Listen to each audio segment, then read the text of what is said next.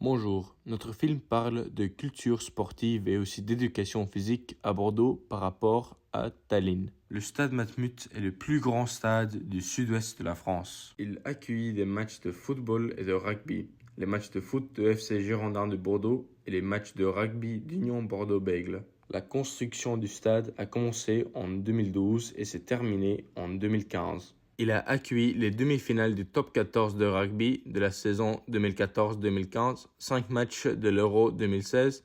C'était aussi l'un des 9 stades sélectionnés pour la Coupe du Monde de rugby de 2023 et aussi l'un des 6 stades sélectionnés pour les Jeux Olympiques de 2024. Mais le stade Matmut Atlantique ne représente qu'une petite partie du patrimoine sportif bordelais.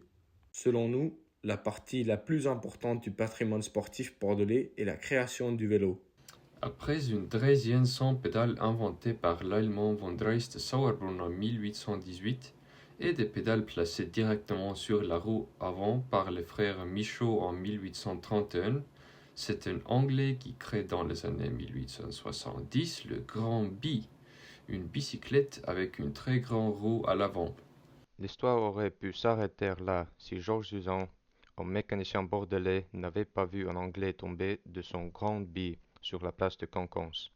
C'est cette chute qui lui donne l'idée de concevoir 2 roues de taille égale et un pédalier réglable. La légende veut que la première bicyclette moderne ait été conçue dans l'atelier de machines à coudre de l'oncle de notre mécano, dans la chapelle de l'ancien hôpital rue de Bellorme à Bordeaux. Mais quoi pensent les étudiants bordelais du sport et l'éducation physique? Et pour cela, on visite l'Assomption Saint-Clotilde à Bordeaux. Qu'est-ce que vous aimez dans vos cours d'éducation physique? J'aime bien être avec mes amis, me dépenser et prendre du bon temps. Et toi, lui? Moi, je sais pas, on se défoule, on se détend, c'est déstressant un peu, tu vois, et c'est sympa, quoi. Quels sont vos sports préférés à l'école et au quotidien? Alors à l'école, mes sports préférés, c'est step et volley. En dehors, je dirais que c'est la danse et la course. Moi, à l'école, c'est l'escalade et la muscu. Et après, en dehors, c'est la danse et la boxe. Comment pensez-vous que votre école pourrait améliorer ses cours? Je pense qu'on pourrait avoir plusieurs professeurs qui nous encadrent plus.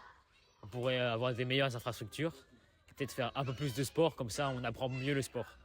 Est-ce que vous avez aussi quelques exemples? Quelle infrastructure vous voulez à l'école? Par exemple, avoir des plus grandes murs d'escalade ou avoir des terrains de volley directement dans l'école. Parce que quand on joue au volley, on doit aller quelque part loin et c'est un peu embêtant. Okay. Et vous? Moi, personnellement, pour l'école, ce que j'aimerais changer, ça serait déjà mettre plus de cours de sport et aussi diversifier les sports, changer un peu de sport parce que c'est un peu les mêmes qui reviennent. Voilà. Est-ce que le sport à l'école vous aide avec vos activités extérieures? Moi, je trouve pas spécialement parce que je pense que c'est plutôt mauvais par rapport à nos activités extérieures et que ça nous aide pas dans notre quotidien. Moi, je trouve que c'est pas, tu vois, c'est pas incroyable. Ça t'aide à te défouler, et voilà, mais sinon ça t'aide à rien, hein. Tu vas rien faire dans ta vie grâce à ça. Nous avons également interviewé les professeurs d'éducation physique à ASC et GAG. Avez-vous la liberté de décider et de changer le programme d'études? Sinon, comment changeriez-vous le programme? Alors, on a un programme en effet, donc on a quelques libertés à l'intérieur de ce programme, mais après on a des contraintes de programme qu'on ne peut pas changer malheureusement. Donc on est obligé de faire en respectant les programmes. On pourrait faire des sports parfois plus fun ou plus modernes, plus dans l'actualité des choses. Mais après, parfois, on ne peut pas par rapport aux infrastructures sportives. Par exemple, du basket 3-3. En ce moment, c'est à la mode, mais on n'a pas 2 terrains pour faire ça. No mul isiklikult seda väga lihtne muuta ei ole. Küll aga kui on soovi kaasa rääkida õppekavas, siis kehalise kasvatuse liit on olemas, kes teeb siis ettepanekud, vastavad ettepanekud ja Haridusamet ja Haridusministeerium siis kinnitavad need. Et seal oleks võimalik kaasa rääkida. Quels sont les thèmes principaux de l'éducation physique en première classe et dans quel ordre? Alors, il n'y a pas d'ordre au niveau des thèmes, mais c'est développer la pratique physique et aussi apprendre toutes les valeurs des différents sports, l'entraide, la solidarité, le fair play, voilà, et aussi apprendre à faire arbitre, juge, tout ce qui est autour de la pratique sportive.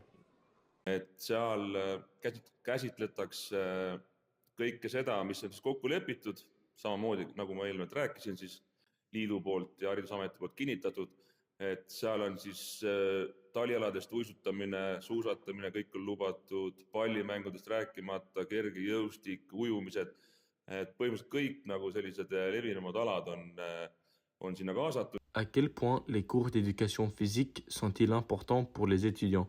Je pense que pour les étudiants, c'est assez important parce que c'est un cours qui est en dehors de la classe. Donc ça les fait sortir de la classe et ça met aussi en valeur des qualités différentes que tout le temps des qualités intellectuelles. On est un peu plus sur les qualités physiques. Donc je trouve ça intéressant. No siin ma saan ainult üheselt vastata.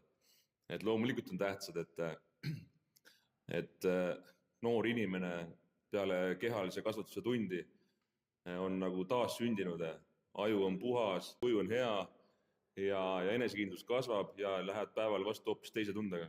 Comment l'activité physique contribue-t-elle aux performances académiques des élèves?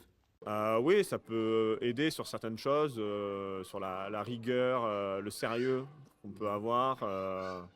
Et puis, on dit toujours qu'il faut avoir un esprit sain dans un corps sain. Donc, on essaye de faire comme ça aussi en éducation physique. Kindlasti see vaimne ja füüsiline tasakaal on juba oluline. Et kui oled juba natuke kehaliselt aktiivne olnud ja ennast kõhu täis söönud, ära pesnud, nagu, et pärast seda on hoopis teine inimene, nii et elu on kohe tunduvalt ilusam. Pensez-vous que les étudiants ont besoin d'encore plus de cours sportifs? Oui, actuellement au lycée, en première, ils ont 2 heures de cours de PS. Je trouve que c'est pas assez, que ce serait bien pour eux qu'ils en aient un peu plus, pour qu'ils aient par exemple du sport 2 fois par semaine, ce serait mieux qu'une fois.